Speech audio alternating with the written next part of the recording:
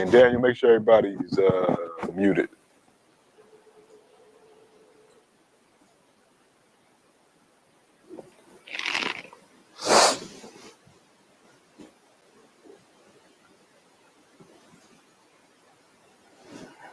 Welcome to BIA Media, Canada's top black media provider. Whether you're looking for something on fashion, art, music, or simple lifestyle, we bring you the best the black community in Ottawa has to offer, and so much more. And better yet, do you have a project you need help with? Well, look no further. We provide equipment, studio, and office space, as well as a team of dedicated individuals to help you bring those ideas to life. So don't wait. Check out our new website at biamedia.ca for more information on how to contact us and start creating today. BIA Media, your way.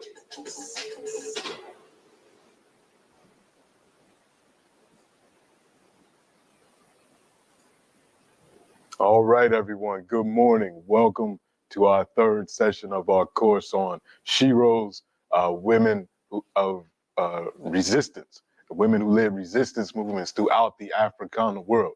We started week one talking about Sudan, then we moved over counterclockwise and we talked about Algeria, and we talked about the contributions of the Hiya al-Kahina and her resistance against the Arabs. We talked about, excuse me, Fatma Nsuma and her resistance against the French in the 19th century. And then we ended our class talking about Zora Drift, the Algerian revolutionary who fought against the French in the 1950s and 60s, who's still with us today. Today, we're going to talk about Central Africa. So we're going to go further south, and we're going to be talking about the region that's now Angola and Congo. And we're going to be talking about three different women. We're going to be talking about Queen Njinga. We're going to be talking about a spiritual leader named Kimpa Vita. And then finally, we're going to introduce a new Shero who we have not talked about in this class, Diolinda Rodriguez. Diolinda Rodriguez is one of the most important Angolan revolutionaries that most people outside of Angola and possibly Brazil have never heard of before. So we're going to talk about her. We're going to talk about her contributions and how she, in the 1960s, was connected to so many different revolutionary African thinkers, and her work and contributions in her own right make her a great hero, a Shero that we all should know.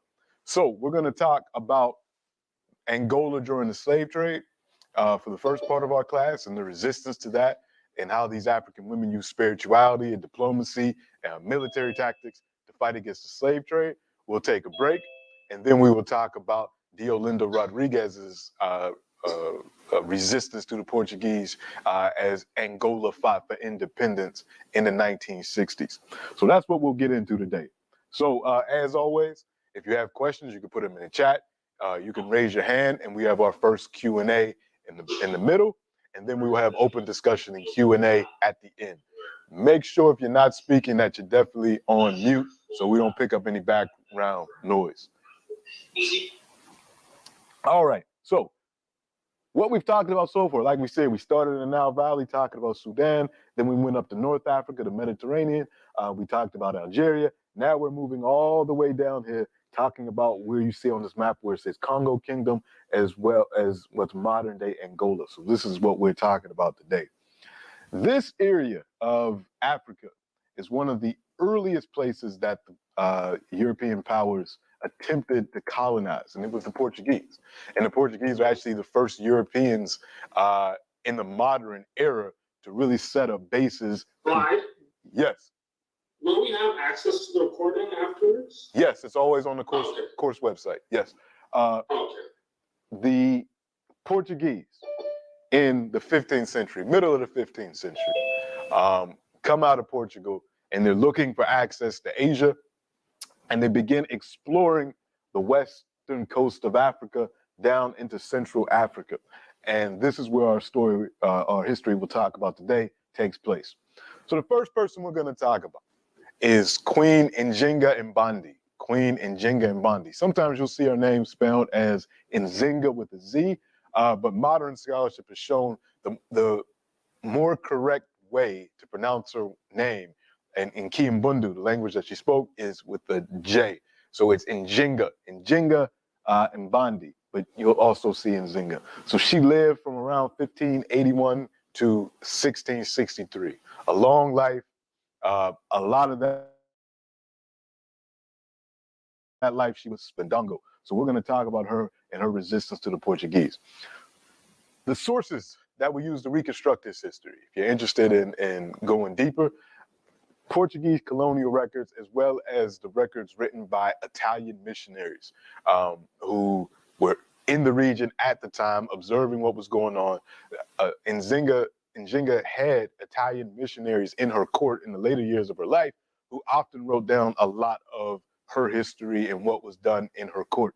So we have those written records. And then, of course, we have the oral history of people that speak Kikongo and people that speak Ki and Bundu, who talk about what's going on during this time period. We're not going to start directly with Nzinga. We have to talk a little bit, maybe about a century before her time. And we need to set the scene about Portuguese interference in Central Africa, which goes back to the early 1500s. If you want a good secondary source about this time, this is the book that you should use. It came out about 3-4 years ago. It's Njinga of Angola, Africa's Warrior Queen by Linda Haywood. Linda Haywood is a professor at Boston University. She's a specialist in Central African history. And this is a book that everybody should own. It's a good read. It's a quick read, a lot of good information. And in fact, it's the first full-length book on the life of this woman. There were a lot of journal articles written about her, book chapters written about her, but no full-length biography of Njinga existed, at least not in English, before 2018, 2019, when this book was written. So get you a copy of this book. It's relatively cheap on Amazon, and it's a good piece of history to have in your house. Just for the sake of clarity, when I talk about Ndongo, that's the name of the kingdom that she ruled. When I talk about Mbundu, that's the name of the people. That's the ethnicity, the nationality. And the language is Kimbundu. So these are Bantu-speaking people. It's a Bantu language. Whenever you see Ki in front of something, that means it's a Bantu language. It's a Ki Swahili, Ki Congo, Ki Lingala. These are all Bantu languages. So that's the key thing. Kingdom's name is Ndongo. The people are Mbundu. The language Kimbundu. All right. The Portuguese making their way down the coast of West Africa, get to Central Africa in the late 1400s, early 1500s. When they first come to Africa in the 1440s, one of the first things they do is they start kidnapping people. They start kidnapping people and then holding them for ransom so that they can make their introduction to the ruling classes in West Africa. So instead of just, coming with gifts, coming with diplomacy, they kidnap people so that they could force them to become translators and then hold them for ransom to communicate with the royalty around the Senegambia region. News of this starts to get out, and we see the first resistance to this type of aggression in 1447 and a very famous battle on the Diambos River in Senegal, where Africans in their war canoes attacked the Portuguese vessel and forced the Portuguese to flee back to Portugal. It's a very important African victory against European aggression. But the Portuguese keep coming, and eventually they make their way down into Central Africa, into the Kingdom of Congo, one of the most powerful kingdoms in the region. They interact with the king at the time. The king eventually, at one point, he becomes a Christian. The Portuguese baptize him. He wants to form a diplomatic relationship with Portugal. He sees them as equals. So the king gets baptized. He sees it as a ritual that will help him have this relationship with these new visitors that are coming to his kingdom. Eventually, though, that king reneges on his Christian commitments when the Portuguese tell him, you can't have multiple wives. Well, he said, then I won't be a Christian because I'm not giving up any of my wives. And it wasn't just out of, a selfish desire to have multiple women. There were political and economic implications to this. Because in this region of Africa, that's now the Republic of Congo, that's now Angola, that's also now part of the DRC, the Kingdom of Congo and the Kingdom of Ndongo, which we'll talk about that in Zinga rule, it wasn't an absolute monarchy. You had the king or the queen at the top, but underneath them were these provincial leaders. And one of the ways that the king kept the loyalty of these provincial leaders is that he married into their families. So having these wives formed political alliances. So for the king to repudiate 20 women that also were connected to these provincial leaders that were under his in his realm, that would have caused a whole lot of problems. So he said, no, I'm not going to get rid of that. So that brought him in conflict with the Portuguese.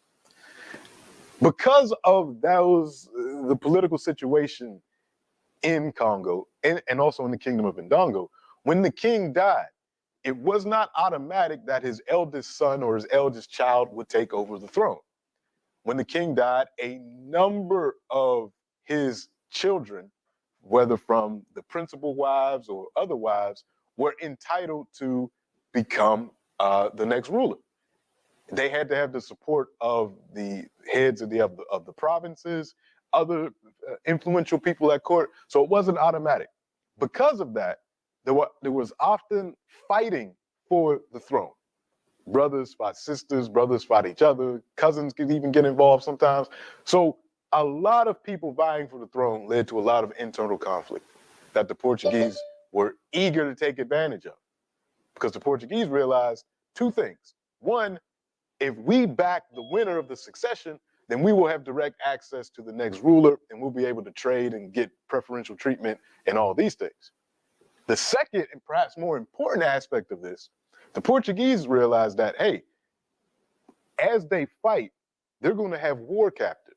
When this faction fights this faction, as they're engaging in these battles, they're going to have war captives. And the sides may think it's beneficial to sell some of these war captives to us, and we need the labor. Because by the time we get to the early 1500s, the Portuguese have now colonized Brazil.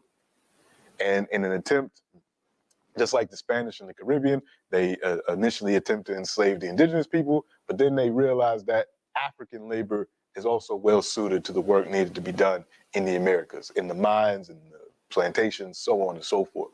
So they can get war captives from these African battles for succession that will become slaves in the Americas. So the Portuguese instigated a lot of these battles. They would back certain members of the royal family against others. And it doesn't matter who wins, because they're getting all these captives that they're now shipping to the Americas. So all of this is going on. But one of the sons of the initial king has become a diehard Catholic and is backed by the Portuguese, and he ends up becoming king. And that is Afonso I. But as he rules, he's starting to come in conflict with his brothers in Christ, the Portuguese, because of all of the activity around enslavement. The Portuguese don't want to trade for anything else other than human beings. And he's tired of this. And he writes a letter to the King of Portugal, a letter that we still have. He writes this letter in 1526. So Afonso I writes, we cannot reckon how great the damage caused by Portuguese merchants is, since the mentioned merchants are taking every day our natives, sons of the land, and sons of our noblemen, and vassals, and our relatives, because the thieves and men of bad conscience grab them, wishing to have the things and wares of this kingdom, which they are ambitious of. They grab them and get them to be sold. And so great, sir, is the corruption and licentiousness that our country is being completely depopulated. And your highness should not agree with this, nor accept it as in your service. And to avoid it, we need from your kingdom. So this is what he's asking from Portugal. He says, we need no more than some priests and a few people to teach in the schools, and no other goods except wine and flour for the holy sacrament.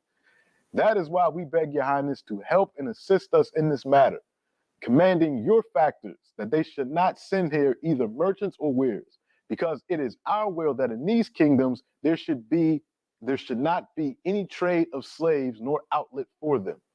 Concerning what is referred to above, again, we beg your highness to agree with it, since otherwise we cannot remedy such an obvious damage.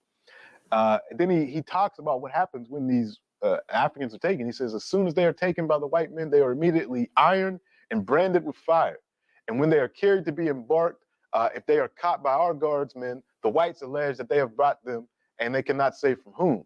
So that it is our duty to do justice and to restore to the freemen their freedom, but it cannot be done if your subjects feel offended as they claim to be. So when they would confront the Europeans about where did you get these people, the Europeans would say, we can't tell you where we got them from. And then they would complain to the Portuguese that their business is being interfered with by the Congolese. So he's begging his brother in Christ, because that's how he wasn't born Alfonso the First. His name was Mbandi, I think his name was Mbenda. Can't remember his original African name.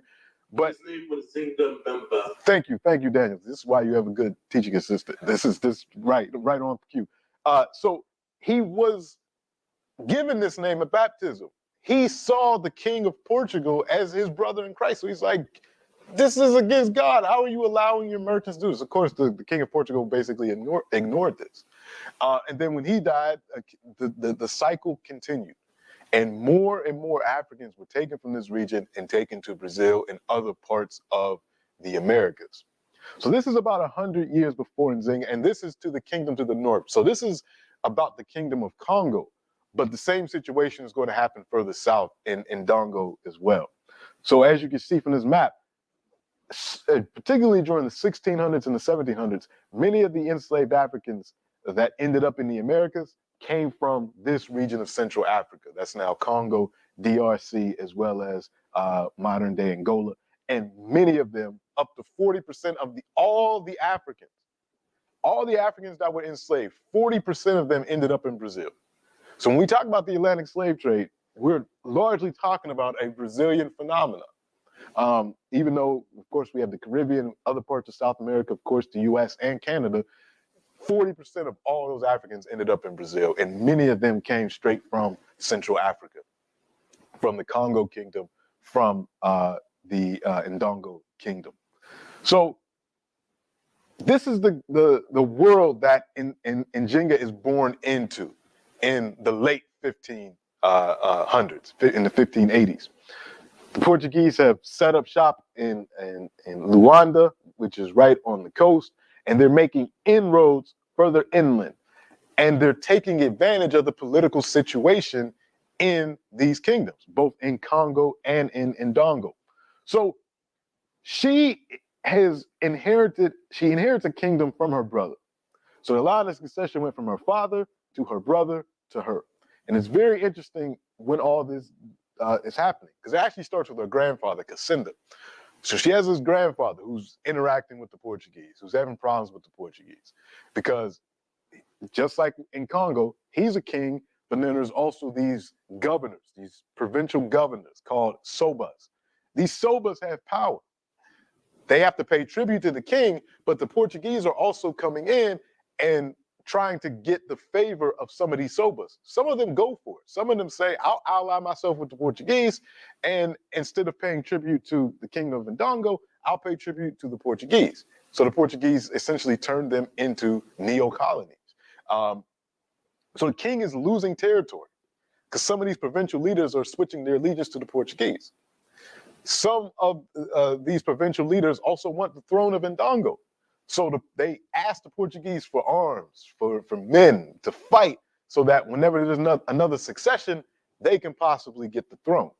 So every time, from her grandfather dying to her father taking over, there was a war for succession. And during that war, people were captured by the various factions. And then the Portuguese said, well, we'll take those captives off your hands. And they took them, and those people ended up in Brazil. Her father dies. There's another succession battle because her father has a number of children.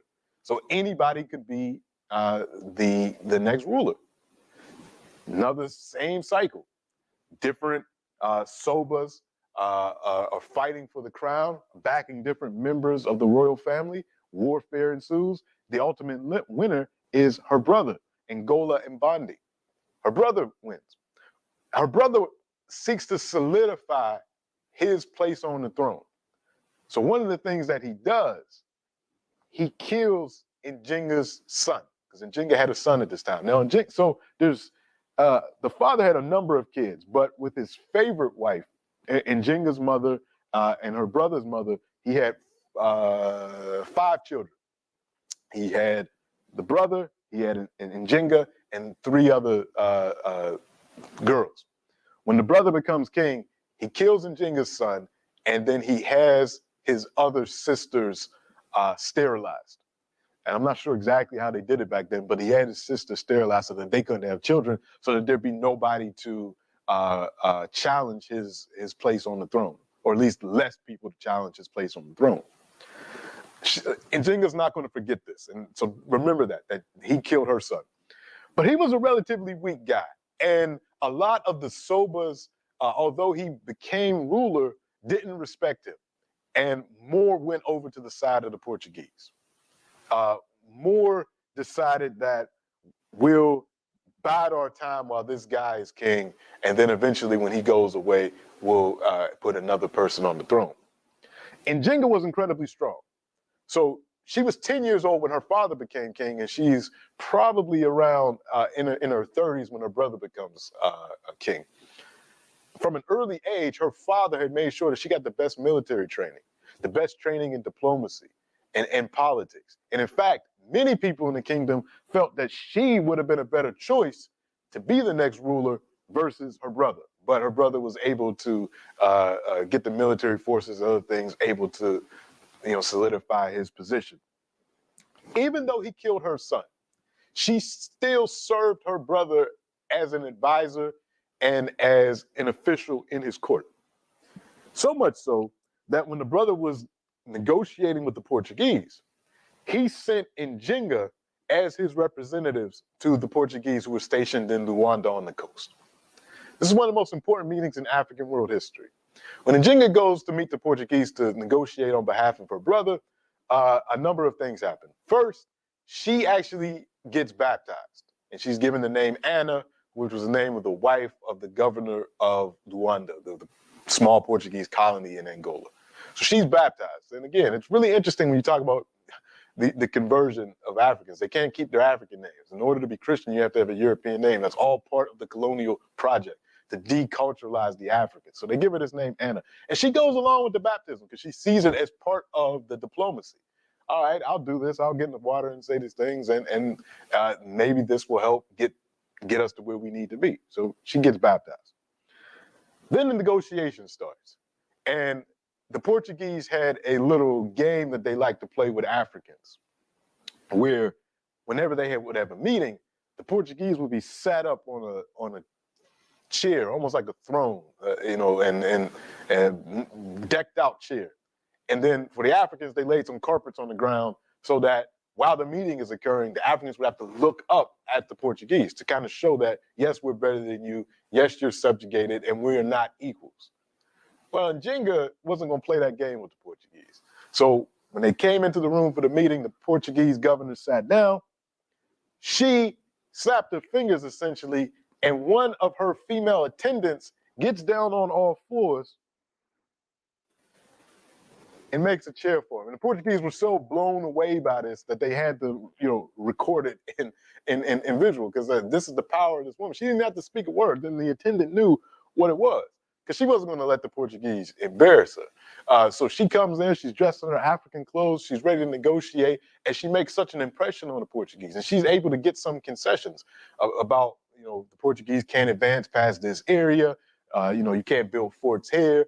You have to respect this, that, and the third. So she's able to make some concessions with the Portuguese. But let me go back a little bit. So before she starts to rule, so after the wars that got her brother the throne, and even before that, the wars that got her father the throne, look at the years. Her father ruled from 1592 to 1617. Her brother ruled from 1617 to 1624. During that time period, because of these wars for succession, all these Africans going to Brazil, you get the emergence in Brazil of little Angola. Africans from Congo, Africans from Ndongo that were enslaved in Brazil fight. Because, again, think about it. They're war captives. So they were fighting in Africa. They lost the battle. Then they're sold to the Portuguese, put on the slave ship. Many of them die on the slave ships, but then they make it over to Brazil.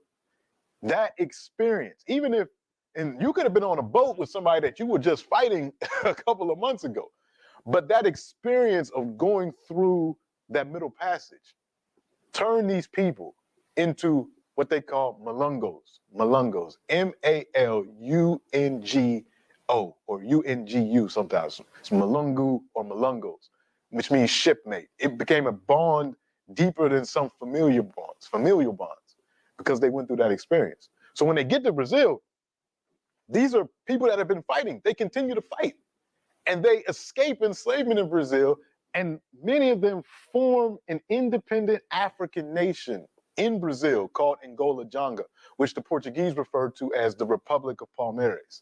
And they set their political system up in Brazil the same way it was set up with some variation, because they did have to adapt to a new environment, but they had the same type of political structure with a king and multiple provinces where the king didn't have absolute power. So the first king on record that we have for Angola Janga is a man by the name of Ganga Zumba, and then he's followed by his nephew Zumbi and his nephew's wife Dandara. So Dandara is, at the same time that Nzinga and her family are doing their thing in Central Africa, Dandara and Zumbi and Ganga Zumba are ruling in Brazil. And the Portuguese fought against this. We're not talking about a little place. This was an actual kingdom that existed, an actual, I won't say kingdom, confederation that existed for 90 years in Brazil. Thousands of Africans lived in these villages that became Angola Janga. Even indigenous people and some poor whites operated in this region as well. And they fought against the Portuguese attempts for many years to try to reconquer them and bring them back into enslavement. And it wasn't until 1694 that they were finally defeated. But they weren't the only quilombo in Brazil. And a quilombo is a Central African term meaning war camp. So they brought the terms from Central Africa to name what it is that they were doing in the Americas. So there's a direct link. Another one of these quilombos was led by a woman named Teresa de Bengalas, a different part of Brazil. And she led one of these independent African nations. And in fact, she is a woman that's honored every year in Brazil with the Day of the African Woman, which is July 25th. It's in honor of her. So we see these connections happen. It's not going to be the last time we talked about Brazil. But anyway, so eventually her brother is having so much problems with the Portuguese, even after the successful negotiations that Nzinga has. He still has problems with the Portuguese. He's a weak ruler. He gets depressed. The Portuguese want him to convert to Christianity. Nzinga says, you can't do that. She's his advisor. She says, I converted to Christianity, but I'm not the king. You're representing our ancestors. You have spiritual responsibilities. You can't convert to Christianity, so don't do it. And he didn't. But he just can't stop with the Portuguese. He can't figure out a way to win. So his depression ultimately gets the most of him, and he dies from ingesting poison.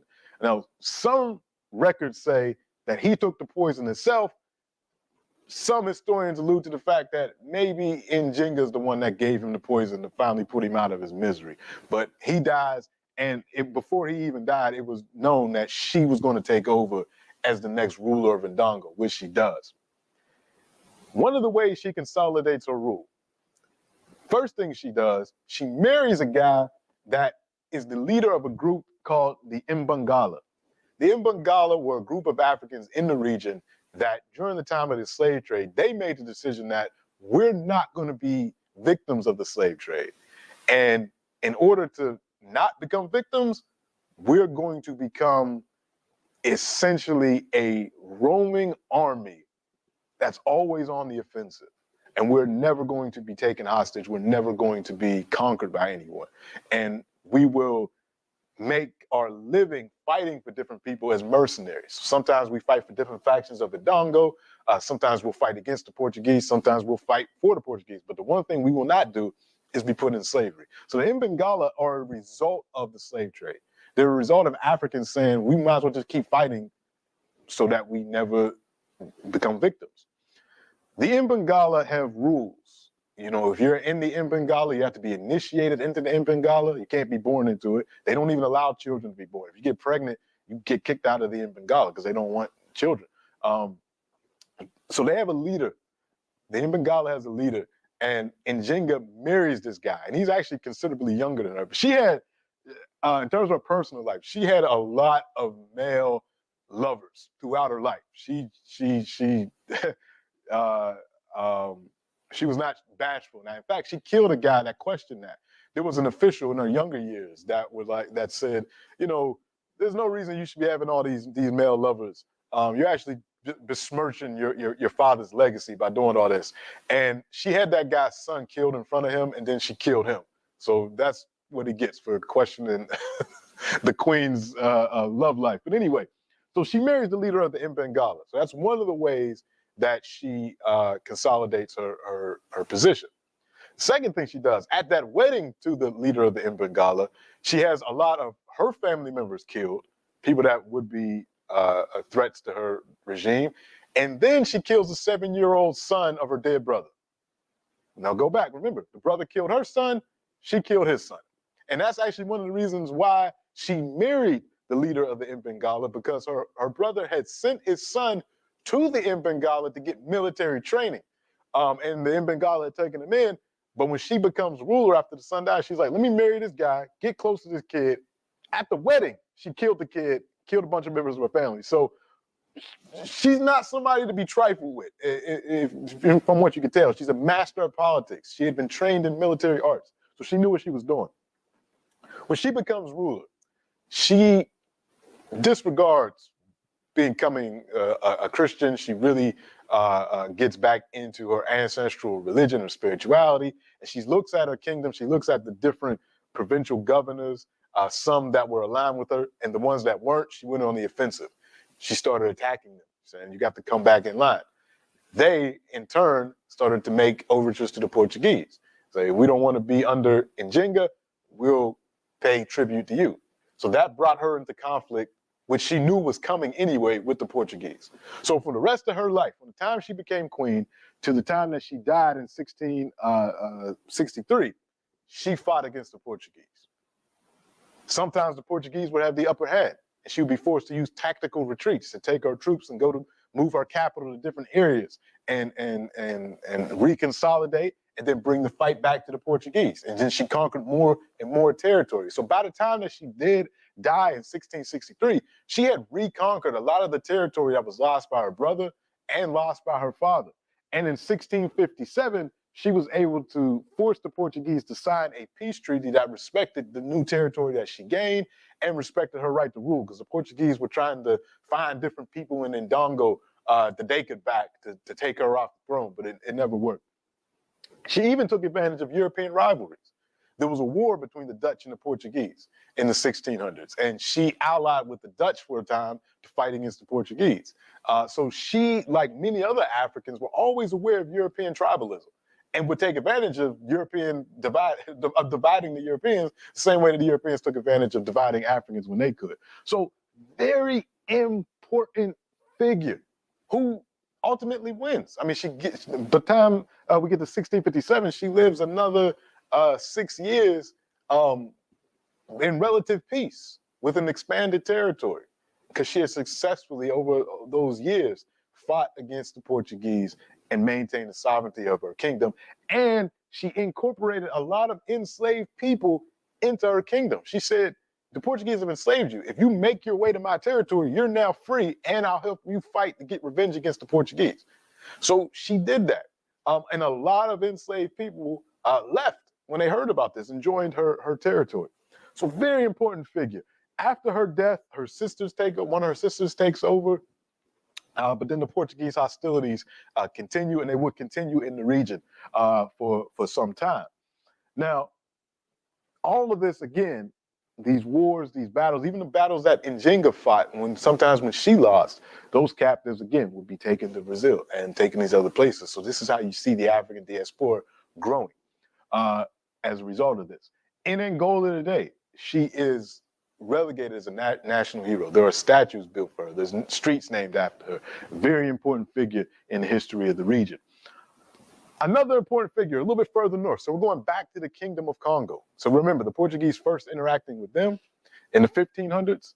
About a century and a half later, the Kingdom of Congo is thoroughly Catholic, but it still has the same endemic problems that Ndongo had and that were exacerbated by the Portuguese.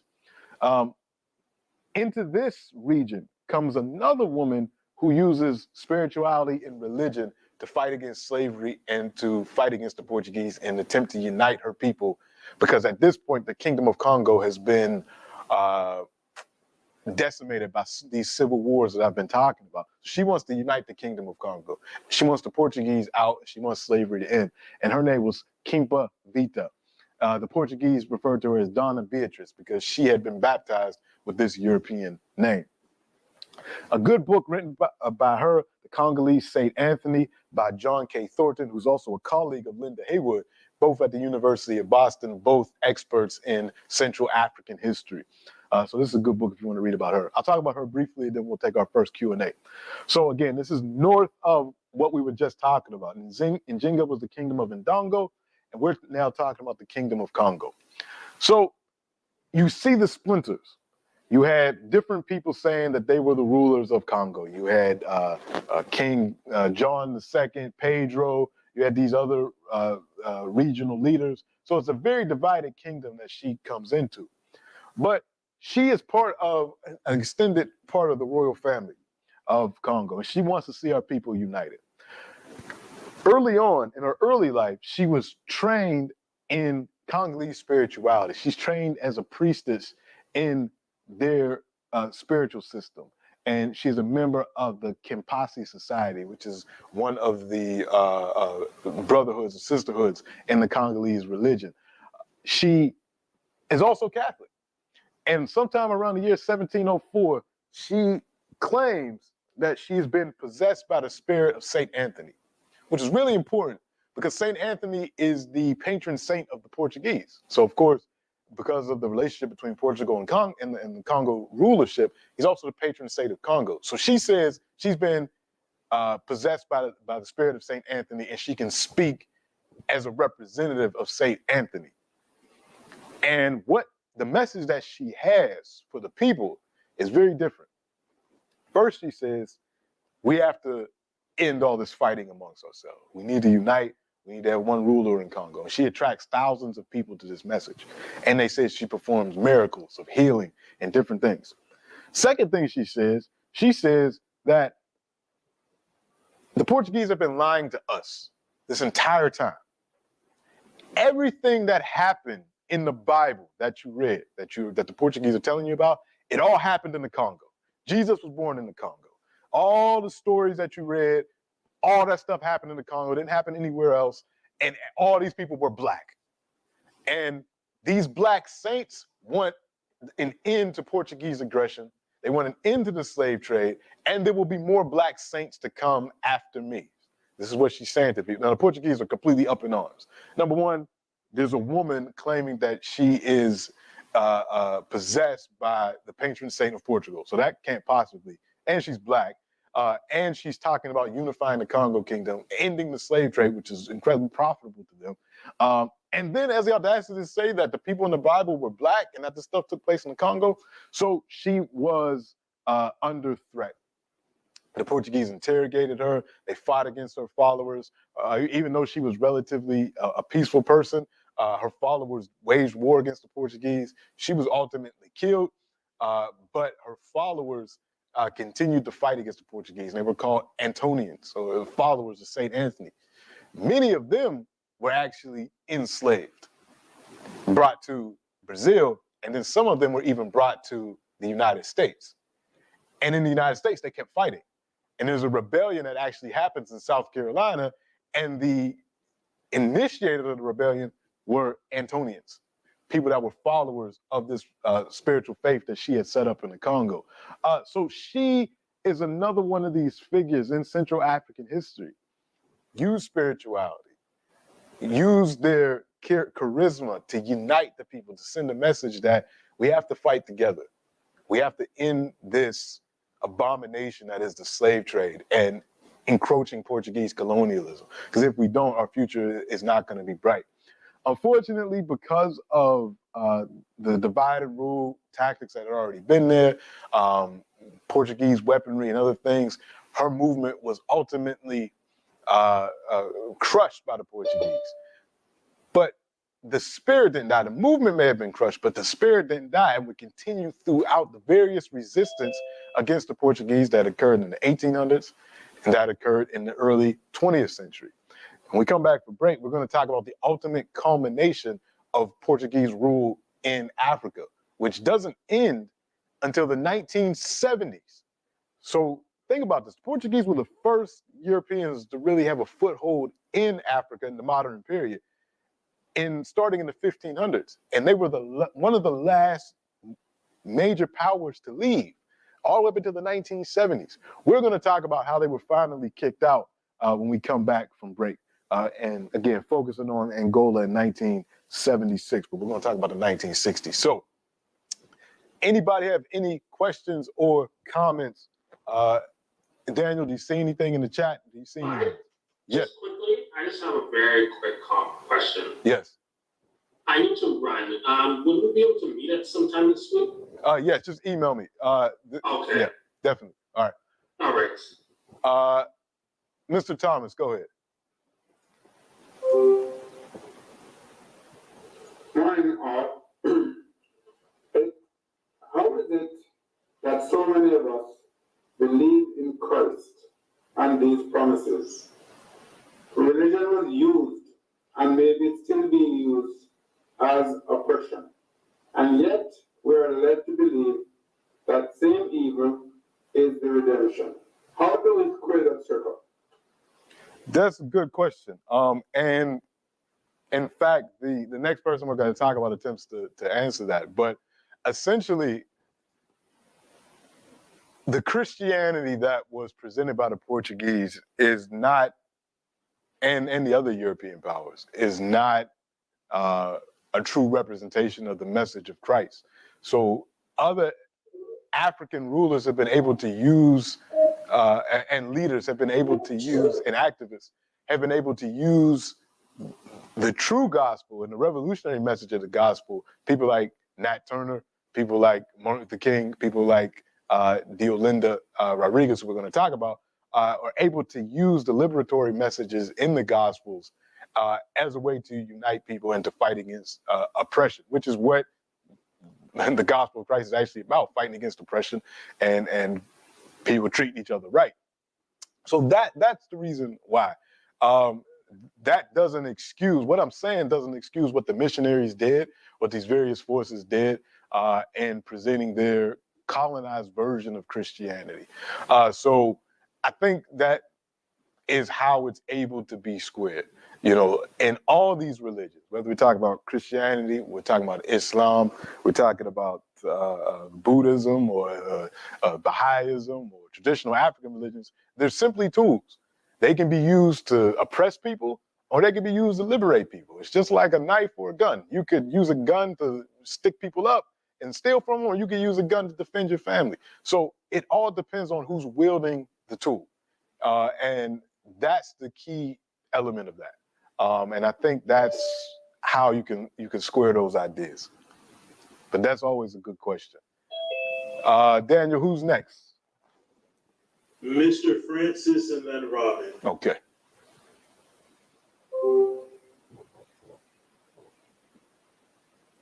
And Mr. Francis, if you're talking, you're on mute. Okay, can you hear me now? Yes, sir. Okay. You mentioned a king who had converted to Christianity, but he renounced Christianity when he was asked to give up his multiple wives. and you said that there were political implications to having multiple wives. And I'm wondering, why did the same implication apply to queens when they became head of the regions? Why was it not afforded the same implications of multiple husbands? Good old fashioned patriarchy. I don't think Okay, here's the interesting thing about that.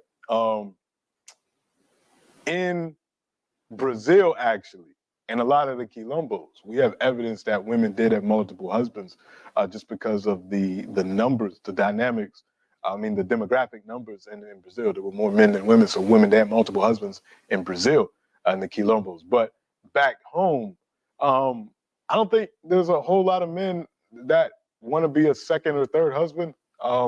So that was why. Even when in Nzinga's example, like she always had one husband, but she had multiple lovers, as best to say. So when she wasn't married to the head of the Mbangala, the other men that she dealt with, they were never her official husband, because that would lead something. So yeah, it's interesting, and I think it also has something to do with biology as well, in that the king having multiple wives politically, you know, those mothers, you know who those mothers are. I mean, you know, when a woman gets pregnant, we know that the baby is hers. But if the queen was to have multiple guys that she married, there's no proof as to who the actual father of that baby is. So the alliances it doesn't lend itself to creating alliances, because a child is born, we don't know if it's that guy's kid, if it's that guy's kid. So how do we assess, where this kid goes? But if it's a woman, we know that she's the mother. So that kind of is how it works, if that makes any sense. Yeah, but that argument no longer is valid today. We got DNA to prove who the father is. So yeah, if we were going to set these political systems up today, we probably have a little bit more conversation about how that would work. But yeah, it's interesting. Yeah, it's something to think about for today. Robin, go ahead. Hey, Clyde. So you mentioned Zumbi, and I think I've mentioned before in the class that like Zumbi is like a national hero in Brazil. I'm wondering how that came to be, because I'm just thinking, and is it? When I say national, so it's like it's got a national day named after me, the national at the airport. But so one question is how that came to be, and then is it? I mean, obviously it doesn't look like this. The wealth and political power in Brazil is still very much held by the white folks. Right. So Right. Is that kind of like recognizing Black History Month? Exactly. Before, like, throw a bone and that thing, like. Exactly. No, it emerges in the late 1970s, 1980s. Brazil used to have an abolition day that is celebrated when slavery was over, but Afro-Brazilians rejected that in the 1970s and 80s when with the resurgence of the Black movement in Brazil. It's very similar to the George Floyd situation. After the killing of Robson da Silva, the Black community was mobilized in 1978 throughout Brazil, and some other racialized incidents happened. And then the Black Brazilian community, through Black consciousness and these other movements occurred in the 70s and 80s. They organized their own Black Consciousness Day, which was the anniversary of Zumbi's killing, which is in November. So that became the Brazilian Black History Month. And in order to, like you said, throw Black people a bone, a little symbolic gesture, the government has made that day, a day to recognize Black Brazilians, even though they're killing Black Brazilians at a incredible clip. I mean, it's something that makes police brutality against Black folks in Canada and the U.S. minimal compared to what's going on in Brazil. So it's a symbolic gesture, yes, but it's important symbolic because it came from Afro-Brazilians themselves who had already been marking the day and recognizing the day and recognizing the importance of quilombolas before the government did as well. So the government giving official designation to it is cool, but Afro-Brazilians have been doing it beforehand already. But that's how that starts, in the 1970s, 1980s, when it becomes official. Any other questions or comments? And also, in our upcoming days, the Brazilian election is happening, which has a lot of impact on Afro-Brazilians. There's a far right-wing, the current president, Bolsonaro, is running again against Lula da Silva, who used to be president in the early 2000s, who is a representative of the Working Party, the Workers' Party. A lot of support among Afro-Brazilians, but this right-wing guy is the support of evangelical Christians and some other folks. And there's been a lot of attacks on African spirituality lately in Brazil. So it's a lot going on right now. So that's an important election, and it's a runoff election. So they had the general election a couple of weeks ago, and Lula da Silva won, but by a slim margin. So they're now having the runoff between Bolsonaro and da Silva, and it's really close. So over the next couple of days, we have to pay attention to see what's going on in Brazil. And there's also worry that Bolsonaro might try to pull a Trump, and that he won't accept the election results if he loses. And there's some question about where the military might go with that. So it's an important thing to pay attention to. So watch the news about the Brazilian election runoff, which is happening on tomorrow and Monday, I think, is when the actual elections are occurring. I think it's the 31st. All right, so let's get back to it. We're going to actually talk about Brazil a little bit more today as well. By the time we get to the 19th century, the 1800s, as the rest of the scramble for Africa is taking off, the Portuguese realized that we should consolidate this colony of Angola, because it started just on the coast in Luanda. But by the time we get to the 19th century, early 20th century, the Portuguese have taken over the entire area you see there in pink that becomes Angola.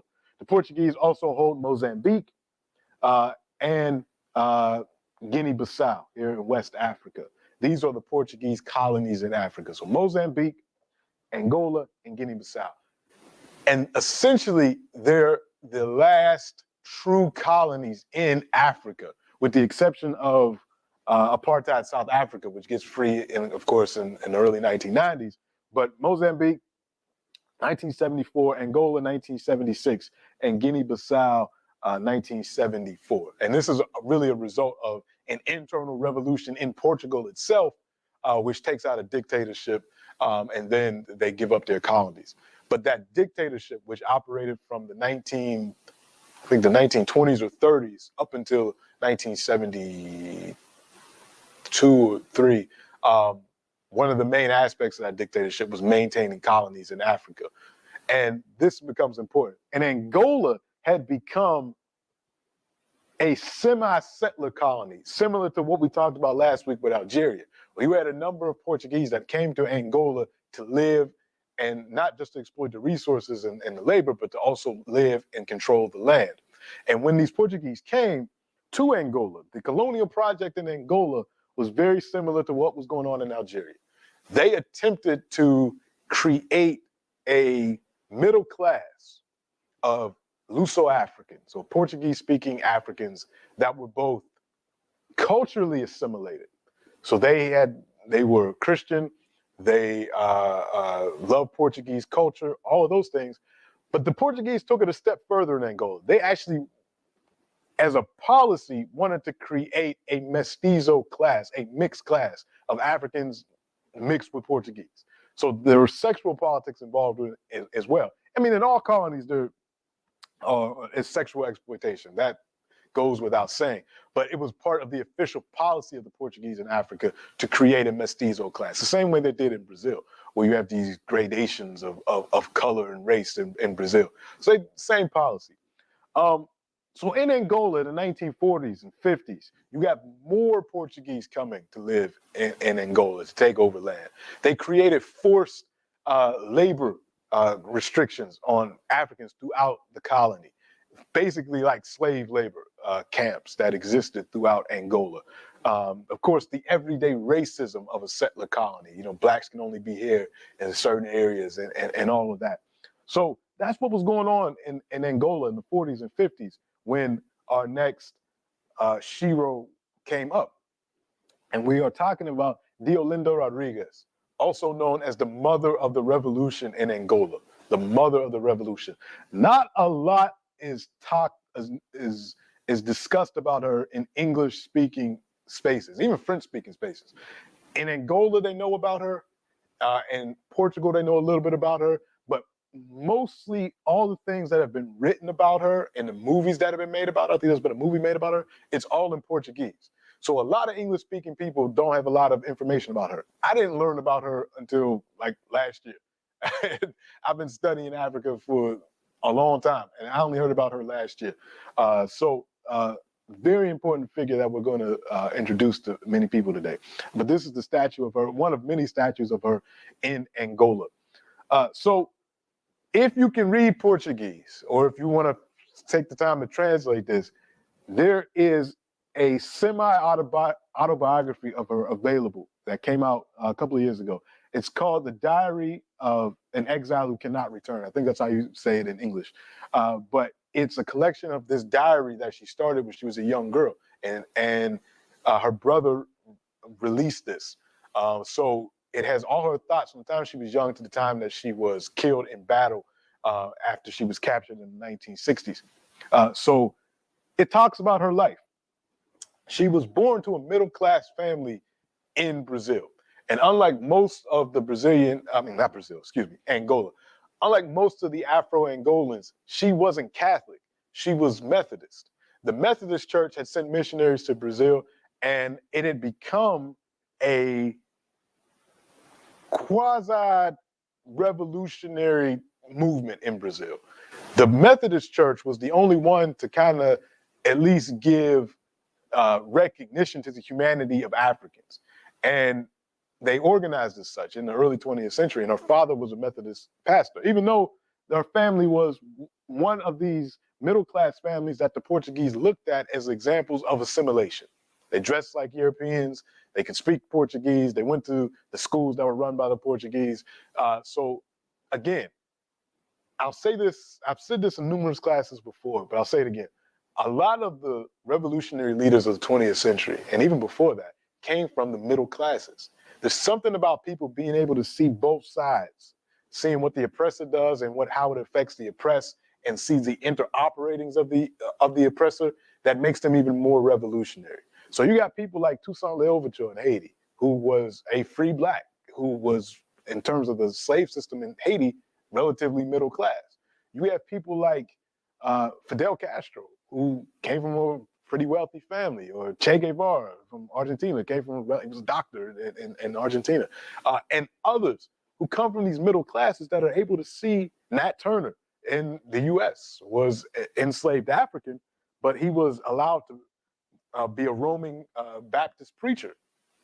So in terms of the slave system, he was a privileged slave. If there's anything, if that word exists, that's what he was.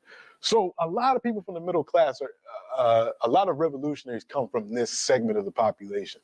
But she grew up, relatively privileged. Her family actually, as her father moved around the country preaching, she was able to observe the rural areas, because she was born in Luanda, in the capital, but she was able to go into the rural areas and see the forced labor and see how people were being exploited by this colonial system and see the racism of the Portuguese in Angola. But she rebelled against that. Even though she was in this family that was focused on assimilation, she continued to wear African clothing. And the information that I got here is from one of the only full-length articles. There's no full-length English books about her, but there is a very good article that I've put on our course website, and the name of the author is escaping me. I'll look it up when we go to our break. But it's on our website where you can read this in more detail. She continued to wear African clothing. She walked through downtown Luanda with no shoes, the same way Africans that weren't in the middle class, dressed and walked. She spoke Kiambundu instead of speaking Portuguese. So she is Mbundu. She speaks Mbundu. She spoke multiple languages. She spoke English, German, French, Portuguese, Kiambundu, and some others. She whistled, and she refused to straighten her hair her entire life. She refused, and that was a key element of the assimilation process. And we know all about that, the hair politics of particularly African women. She was not only active in the Methodist Church, but this is what she said about the Methodist Church. She said the mission, this was in her diary, and she wrote this as a teenager, the mission serves us as a place for the clandestine movement.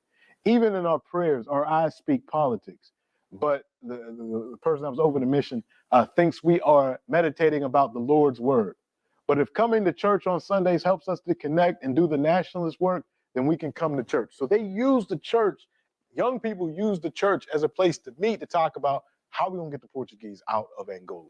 And it was a place where they were safe to do so. So again, going back to that question of how do you square, being Christian and all this, it's because you can use this tool to get greater liberation if it's used right.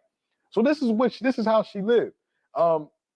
Because of this activism that she had in the church and with these other youth groups, and even her cousin, Agustin Neto, who becomes actually the first president of independent Angola in the 1970s, they start organizing a nationalist movement. I mean, it had already begun, but these young people start getting involved and having these political conversations about how do we get the Portuguese out of Angola.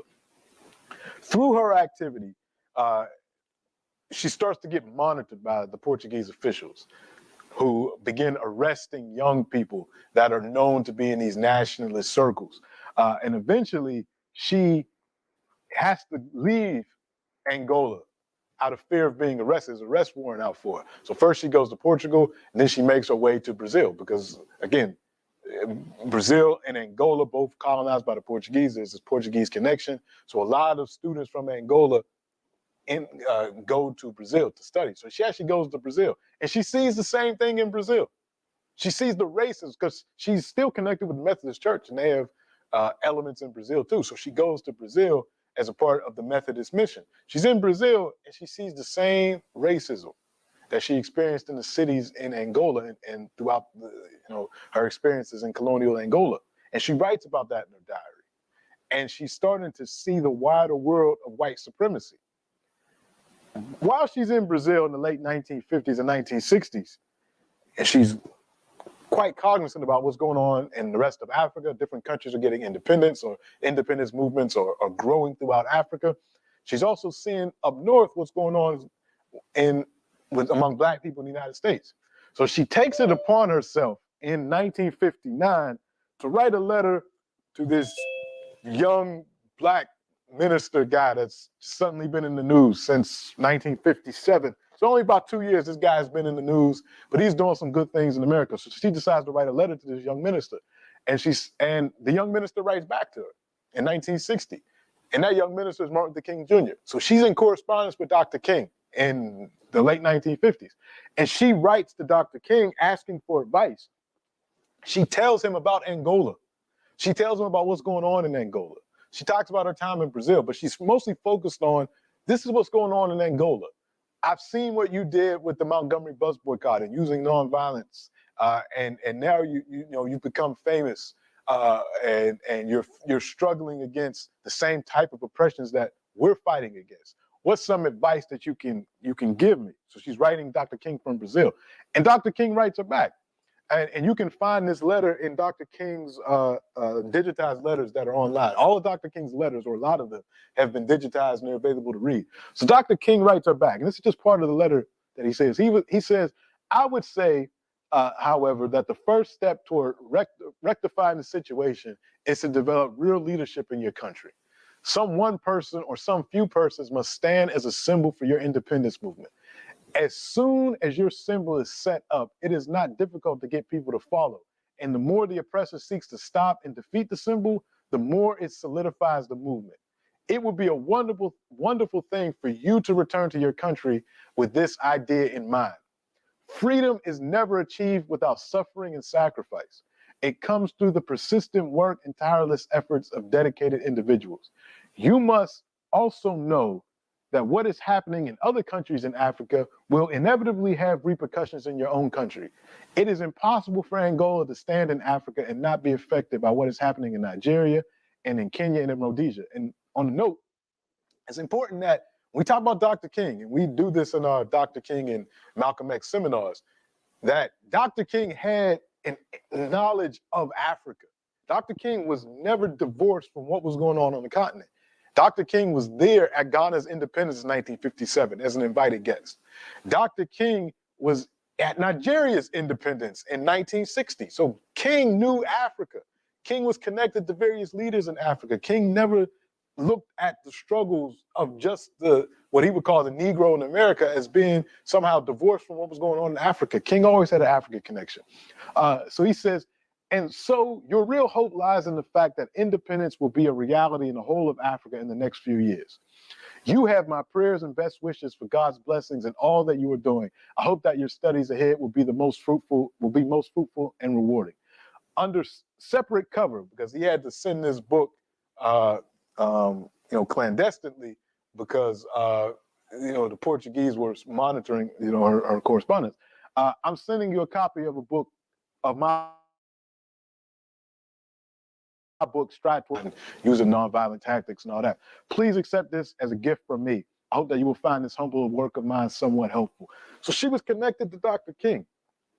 She corresponded with Dr. King. She corresponded with the revolutionary out of Guinea-Bissau and Cape Verde, Amilcar Cabral, who was another young African seeking to get the Portuguese out of Africa. After Brazil, she goes to Drew University in the United States. And when she's in the U.S., same thing. She spends some time in Chicago over Thanksgiving, and she sees the poverty that Black Americans live in. And she writes in her diary that this is a worldwide thing. And she says, yeah, we have some white allies and supporters that help in these various moves. She said, but ultimately, I fear because of this situation that I've witnessed in Angola, in Brazil, and now in the U.S., this might come down to, this is her own diary. This might come down to a black-white confrontation, because I'm seeing this same dynamic everywhere that I go, whether it's Angola, Brazil, or in the U.S. Ultimately, though, she decides that she can't live in exile forever. She decides to go back to Angola, but she can't go directly back to Angola because the repression is upticked in Angola by the time we get to the 1960s. The Portuguese are committed to keeping their colonies in Africa. So while other countries get independence, Portugal is standing firm. So she has to go to the Congo first. And she goes there in the 1960s. And she's trained in the Congo by Cubans who are actually operating in the Congo. There's a whole story behind that. 1960 in the Congo gets independence. In June 1960, Congo gets independence. The president that's elected is prime minister that's elected is Patrice Lumumba. United States, Canada, France, Belgium all collude to assassinate Patrice Lumumba. He only lasts as prime minister for 6 months before he's assassinated. In somewhere around December 1960 or January 1961, all because he was going to use the vast resources of Congo for the Congolese people. That made him an enemy of U.S. companies, French companies, Belgian companies, and the Western world as a whole. After that, puppets were put in place in the Congo to rule the Congo, and the Cubans were there to back up the remaining forces of Lumumba who were going to try to recapture the country. And that's a clandestine operation because the Cubans couldn't let the Americans or anyone else know that they were in the Congo, because then it would become an international war, international scandal. So they sent a lot of Black Cubans that could blend in. So there's a whole story behind that. Che Guevara ends up in Congo for a while. But anyway, the Cubans are there, and they help train the MPLA. So that nationalist movement that started with the young people in Angola talking about freedom transformed into the Movement for the Popular Liberation of Angola, the MPLA. Her cousin, Agustin Neto, is one of the leaders. She becomes one of the leaders of the MPLA. And there are other factions in Angola that are fighting for independence, but some of them are fighting for independence from Portugal, but also have connections to the United States and Israel and some other reactionary powers. Because the U.S. is looking at the situation in Angola and they say the Portuguese are going to have to give up Angola. That's inevitable. We need to make sure that we got our favorite Africans in place so that we can keep the exploitation going. Even though it'll be an African leader, we'll do the same thing that we did in the Congo. Yeah, we got Mobutu over there, but we're still getting the resources. So you can have your black leader, but we want the resources, and we want a leader that's a puppet that's going to make sure that we get those resources. So the MPLA, though, that was the popular movement. That was the one that refused Western help and was allied with Cuba, somewhat with the Soviet Union, but mostly with Cuba and the other revolutionary movements throughout Africa. So she joins the MPLA, and she actually is the founder of the Angolan Women's Organization. And she's quick to critique the male leadership of the MPLA about its role with black women and its statements on gender and so many other things. So she's training, and she forms this squad of mostly African women called the Kami Squadron. This is her to the far right. So they're training because they know they're going to have to fight the Portuguese to get them out of Angola. And it's when she makes her return to Angola, she crosses the border from the Congo and comes into Angola, and she's about to connect with the other fighters, and they're about to, wage this war, that she is ultimately, so just for the sake of visualizing this, she is here. She's right here on this border between what was then Zaire, but Congo Kinshasa, and Angola. So a lot of the troops from Angola are training there, and the government in Congo isn't friendly to them either, because it's a neo-colonial government. But they're there, the Cubans are there clandestinely training them, and they're operating across the border. She makes her way across the border, but ultimately, though, she's captured by one of the other Angolan groups, this one called the FNLA, which is allied and backed by the United States, the Kennedy administration. It's backed by Israel, and it's even backed by apartheid South Africa. They capture her, and she's ultimately imprisoned, and then she dies in 1968. They take her back to Congo, and she dies in 1968. But the movement continues. And ultimately, by the time we get to 1974, the MPLA, who has been inspired by her, and so many other women join the MPLA, and the youth join the MPLA, and they fight first to get the Portuguese out, which they do, 1974. And then there's a civil war that breaks out in Angola from the 70s to the 80s that puts the MPLA against the FNLA and another group called UNITA, I think. But ultimately, the MPLA wins. They're back. The Cubans continue to support the Angolans. And Cuba, the Cuban mission in Angola is called Operation Carlotta. And it's called Operation Carlotta because Carlotta Lucumi was an enslaved African woman that led a rebellion in Cuba in the 19th century. So to honor her, the Cubans named their mission after this black woman. They continue to support the MPLA till ultimately the MPLA is able to take over the leadership of Angola. Angola has gone a little backwards since then. Some people have gotten corrupt, but it has this revolutionary background.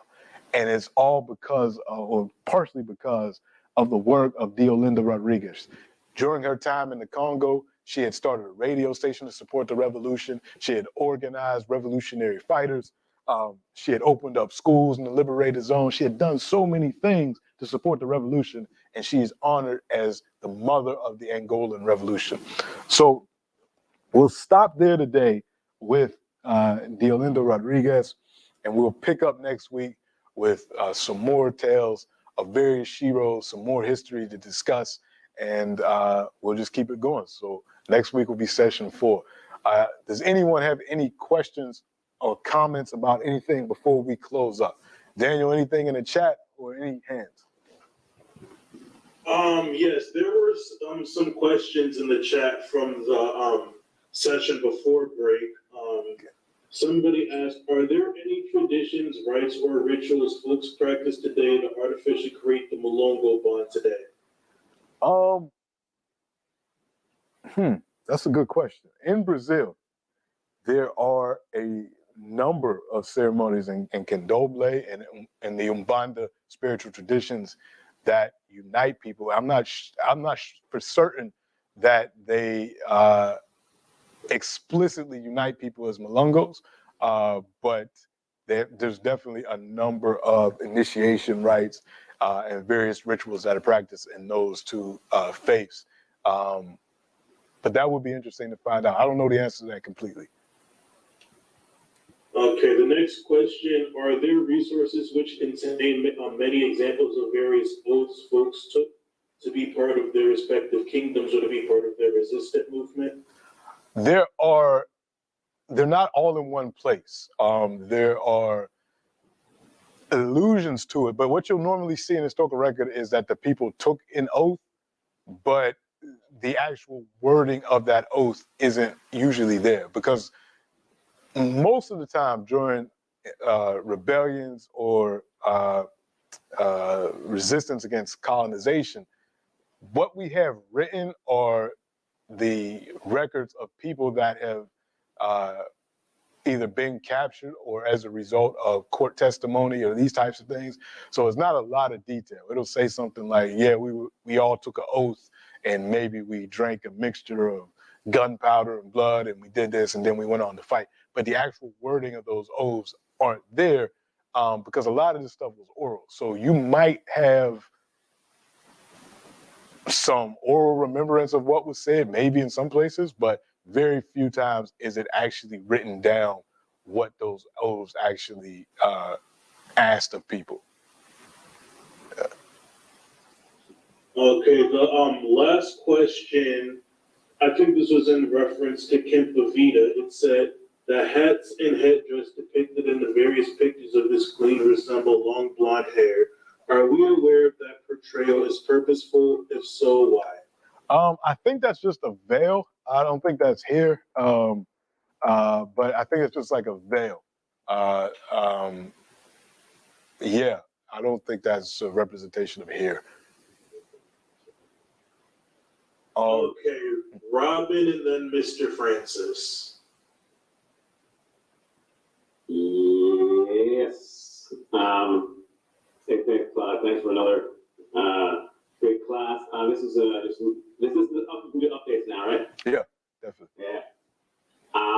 So this week, Wednesday, Thursday, Friday, I attended a really great conference on Black mental health that was organized at the University of Ottawa by Professor Jude Melly Senat was there.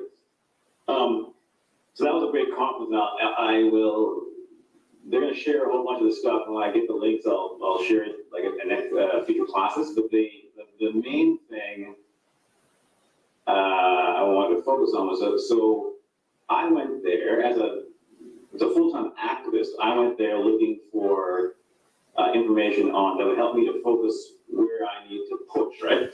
So, like, literally the first night, there was the guy who gave the keynote the first night was Dr. Kwame McKenzie, and he was talking about a lot of stuff. And one of the things he said that at the federal level, what we need is like an actual law, like called like the Black Equity Law.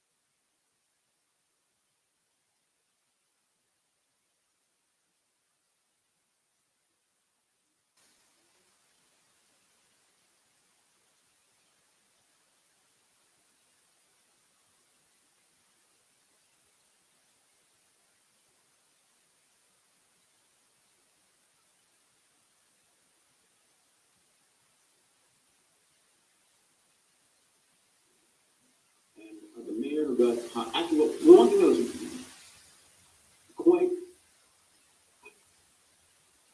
telling during the election was 2.5 years after George Floyd, with thousands of white people out in the streets, Black Lives Matter. 2.5 years after that, we had an election where people are falling over themselves to say they won't defund the police. In fact, during one debate, one guy said, defund the police. That's such a stupid slogan. They all started laughing. Right? That's where we're at now. Then we get the Ottawa residents elected a guy who's very pro-police, who's going to throw a bunch of money at the police. Right? So that's where we're at. So I think the main thing is, so back to the federal level. So actually, what I mean the federal Black Parliamentary Caucus is now holding pre-budgetary consultations. They want people to give the recommendations of what to go into the budget, and part of what we're trying to get is as many people as possible to participate in those consultations and to call for the Black Equity Commission to bring all that same demand, so that they see it coming from literally Black people across the country going, man, right? Because how are they going to say no? Right? They have one on anti-Semitism, they have one on bipolar. We're going to say no, they're saying no this right now. And then if we get that, again, it'll be very, regardless if there's a government change, it'll be very hard for them to undo. Right? To undo, the way they come along and get rid of ours, but these the other two. right? So there you go. Right. Thank you so much for that update, and as always for that. So we look out for any information on those initiatives. Mr. Francis, go ahead. Well, thank you again. The population of Brazil, in its majority, is essentially Black. But 51% of the Brazilian population is Black. And I'm wondering, after all these years, why have they still remained in subjugation? And we haven't seen a political leader rising up from that plurality of the Black population there to be in a more prominent position. Can you explain why? There's a lot of work that needs to be done to undo that. No, the myth of racial democracy that was pushed so heavily throughout Brazil in the 20th century. So more people are coming into Black consciousness and organized around that, but you still have people that are, as they used to say, Black is the ace of spades, that say that they're white because they got money. A lot of the football players in Brazil are backing this right-wing guy because they have money. So they're, even though they're, would optically be considered Black, they have this mentality that they're white because they have money, and then they're backing this guy. So you still have a lot of that stuff to fight through, although there have been some gains, like, one of the most important politicians in Brazil since the 1990s has been Benedita da Silva, a Black woman who rose from the slums to become governor of Salvador or Rio, one of the states, and also was a member of parliament, and she's older now, but she's still active and is a supporter of Lula da Silva. So you have some that are rising up, but more work needs to be done on that consciousness level, but it's being done, and a lot of Afro-Brazilians are rising up. The Black Lives Matter movement in Brazil is very strong. It's probably outside of the U.S., probably the strongest Black Lives Matter organizations in this part of the world. So work is being done, but a lot more work remains. And hopefully that they could get it together. I think this election is going to show a lot. So it's important to follow what's going on over the next couple of days, because it might get volatile if Bolsonaro doesn't win. If he keeps on with his promises, it could get very hot in Brazil over the next couple of days. So let's keep watching that. Is that going to be a reflection of the midterm election coming up in a week time? In Brazil or the U.S.? And no, you said Oh. in Brazil it could be volatile. Yes, yes. And I'm just saying that there is some concern over the volatility at the next midterm election in the United States. Oh, yeah. It's and so again, Brazil is different to the U.S., but there's also some similarities because you got people like Herschel Walker in Georgia, who is black but has lost his.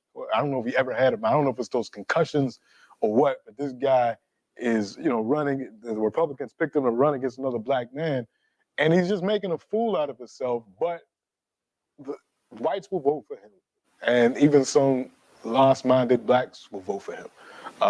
So you will always find these people that are willing to, sell out their brothers for a mess of pottage or portage or something like that. So, yeah, interesting times. Go. Finally, Dr. Was there not a black woman in Colombia who was running a couple years ago or last year for the presidency? And if so, can you elaborate? Oh no, she won. She's the vice president. She won. She was running as vice president, and she won. There's going to be an interview with her on CNN. I don't know if it came out yet, or it's coming out in a couple of days. But if you Google CNN interview with Francia Marquez, it talks about Ed. She dresses in explicitly African designs. She's an environmentalist. She's a lawyer. I'm going to talk about her in the next coming weeks. But yeah, her and the running mate. I don't even know who the president's name is. I just know her name. But it's a progressive coalition. They actually won the election, and she is the sitting vice president in Colombia right now. Yeah, it's an amazing story. Thanks. So can I just add to the response to the brother's question, that part of the reason what's going on in Brazil is just straight up violent repression. Like the police raid the favelas, which are largely black, and kill up. It's violent repression by the state police and stuff. That's been going on for decades. That's part of the reason. So. Yeah, and even now, part of the target of the violence are people that practice African spirituality have been targeted recently. That was a big part of the election. Was one of the controversies that Bolsonaro tried to point out as he's appealing to his evangelical base was that Lula's wife practices an African religion, so that became like a big campaign point for Bolsonaro. So this is very important that we pay attention to what's going on there as part of the African world. Any other questions or comments? If not, we'll close for the day. I do have to go to a mentorship program meeting at 2:30. There's still space open for that. So if anybody wants to come, we're talking about the state of brothers in Ottawa. We're going to be joined by the Brotherhood Coalition and see what we can do for these young people in the region. So if you know any young person, 15 to 22, that needs mentorship, you can always refer them to us. We're going to have an initiative come up within the next week or two where we're going to be paying for a number of folks to get online suicide prevention training. Suicide is a big problem, growing problem among young black folks. And the more of us that know the signs of it and can help our young people get help, the better. So JACOCOM is going to be sponsoring a number of people to get suicide prevention training as part of our mentorship program. So if you're interested in that, you can always email me, let me know, and we can put you on the list for that as well. So we'll close out today. We will reconvene next week. I want to thank everybody for joining us as always. You can catch the recording on our course website, also on YouTube. And as always, we thank BIA Media for all the technical support and for putting this up and sharing it with the masses. So until next week, we'll talk soon.